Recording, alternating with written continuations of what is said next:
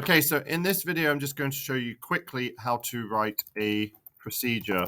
The difference between procedures and functions is that a procedure is just really meant for carrying out a single task. You can pass in parameters, you can pass in values, but generally we don't return anything from them.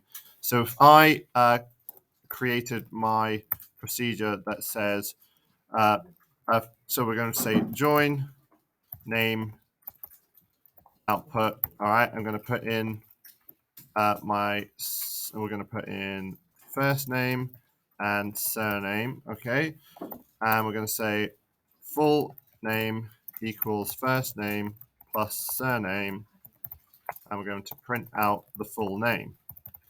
Okay, so this is generally done for printing or showing stuff. We don't return any values when it comes to a procedure. So if I go to here,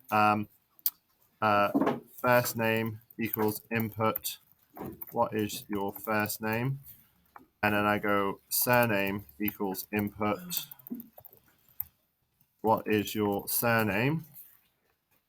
And then I'm going to run join name output, but there are two parameters that need to be passed in, first name, comma, surname.